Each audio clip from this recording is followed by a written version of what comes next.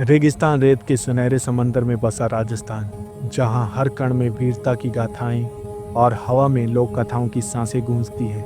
यह कहानी है मैलानी क्षेत्र के महवा नगर की, जहां 14वीं शताब्दी के उत्तरार्ध में राठौड़ वंश की शौर्य गाथा ने इतिहास के पन्नों में एक अनोखी छाप छोड़ी। नायक हैं वीर जगमाल राठौड़, जिन्होंने न केवल साहस और बल से बल्कि अलौकिक मित्रता के सहारे असंभव को संभव कर दिखाया। ये कथा है वीरता की, मित्रता की और उस भूतों की सेना की जिसने महवा नगर की रक्षा की। ये कहानी राजस्थान की धरती की आत्मा है, जो आज भी लोक गीतों और कथाओं में जीवित है। मैलानी का महवा नगर एक छोटा सा रजवाड़ा रेगिस्तान के बीचों बीच बसा था। चारों ओर रेत के टीले और कांटेदार झाड़ियां थी, लेकिन इसकी मिट्टी में राठौड़ों की वीरता का गर्व समाया था। मलीनाथ राठौड़ इस क्षेत्र के संस्थापक और शासक थे। वह एक ऐसे योद्धा थे जिनका नाम सुनते ही शत्रु कांपते थे। उनके बड़े पुत्र जगमाल बचपन से ही अपने पिता की तरह साहसी और निष्ठावान थे। उनकी आंखों में एक अनोखी चमक थी, जैसे रेगिस्तान की सूरज की किरणें हों।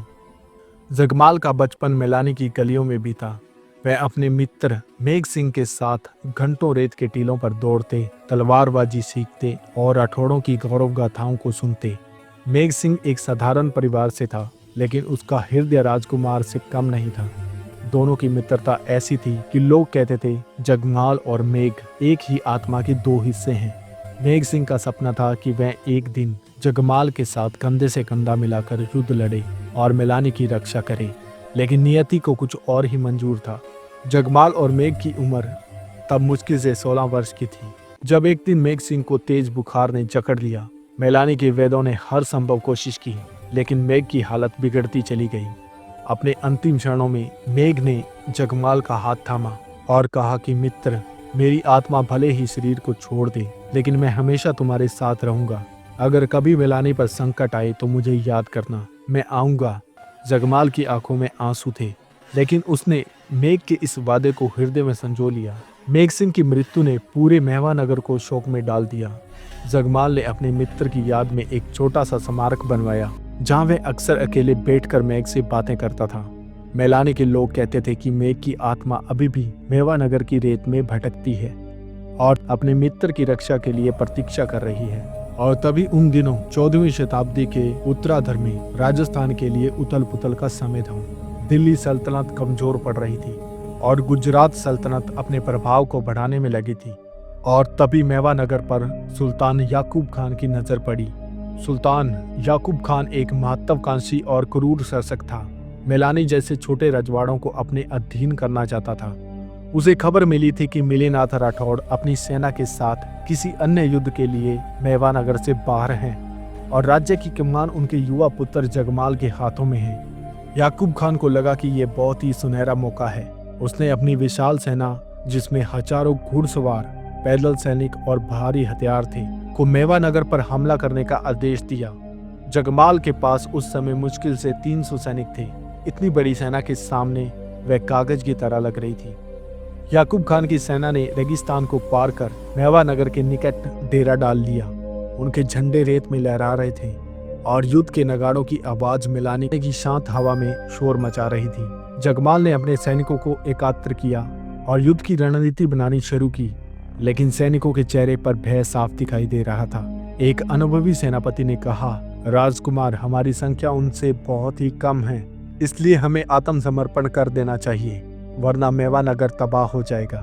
लेकिन जगमाल ने सिर हिलाया और बोला, राठौड़ कभी हार नहीं मानते। महवा नगर मेरे पिता की धरोहर है और मैं इसे अपनी अंतिम सांसों तक बचा कर रखूंगा। उस रात जगमाल मेघ सिंह के स्मारक के पास बैठा। उसने आकाश की ओर देखा और धीरे से पुकारा, मेघ, मेरे मित्र, तुमने कहा था कि मैं तुम्हारे साथ रहूंगा। आज मैलानी संकट में है और मुझे तुम्हारी जरूरत है। तभी अचानक हवा ठंडी हो गई और रेत के कण हल्के हल्के से उड़ने लगे और एक हल्की सी फुसफुसाहट सुनाई दी, जैसे कोई जवाब दे रहा हो। और इसके बाद में अगली सुबह जब याकूब खान की सेना ने महवा नगर की दीवारों पर हमला बोला, कुछ असाधारण हुआ। रेत के तूफान के बीच से एक अजीब सेना निकली और ये कोई साधारण सेना नहीं, बल्कि भूतों की सेना थी, जिसका नेतृत्व मेघ सिंह की आत्मा कर रही थी। कुछ कथाओं के अनुसार इस सेना में 557 भूत थे, प्रत्येक एक योद्धा की तरह शास्त्र और क्रोधित। उनकी आंखों में अलौकिक चमक थी और उनके चेहरे पर मिलानी के प्रति निष्ठा झलक रही थी। जगमाल और उसके सैनिक ये दृश्य देखकर स्तंभ रह गए। मेघ सिंह का भूत जगमाल के सामने आया और बोला, मित्र, मैंने वादा किया था, आज हम एक साथ मिलानी की रक्षा करेंगे। जगमाल की आंखों में आंसू थे, लेकिन उसने तलवार उठाई और चिल्लाया, मिलानी के लिए, मेवा नगर के लिए, और आक्रमण शुरू कर दिया। याकूब खान की सेना ने जैसे ही मेवा नगर की दीवारों पर हमला शुरू किया, भूतों की सेना ने जवाबी हमला बोला, और ये कोई साधारण युद्ध नहीं था। भूत अदृश्य होकर दुश्मन की सेना में घुस जाते, उनके घोड़े भगा देते, तलवारें छीन लेते और थप्पड़ों की बौछार कर देते। याकूब खान के सैनिक चीख रहे थे, ये क्या जादू है, ये कौन है? भूत चिल्लाकर जवाब देता है, जगमाल से थप्पड़ खाओ। उनके झाटे फट गए, ढाल टूट गई और हथियार हवा में उड़ने लगे। और वहीं जगमाल और उसके सैनिक भी पूरे जोश के साथ लड़ रहे थे। उनकी तलवारें रेत में चमक रही थी और हर वार में राठौड़ों की शान थी। भूतों की सेना ने याकूब खान के सैनिकों को चारों ओर से घेर लिया। रेत का तूफान और भूतों का प्रकोप इतना भयंकर था कि गुजरात की सेना में भगदड़ मच गई। याकूब खान, जो कि अपने सुनहरे रथ पर सवार था, ये देखकर काफी हैरान रह गया। उसने अपने सेनापतियों को आदेश दिया कि युद्ध की रणनीति बदल दी जाए। कई घंटों तक चले इस युद्ध में याकूब खान की सेना पूरी तरह से तितर-बितर हो गई। जो सैनिक बचे वह घायल और भयभीत होकर गुजरात भाग गए। जब वे अपने घर पहुंचे तो उनकी पत्नियों ने उनकी हालत देखकर पूछा कि ये सब किसने किया। तो सभी सैनिकों ने एक ही नाम लिया और वह था जगमाल। इस तरह जगमाल का नाम पूरे गुजरात में गूंजने लगा।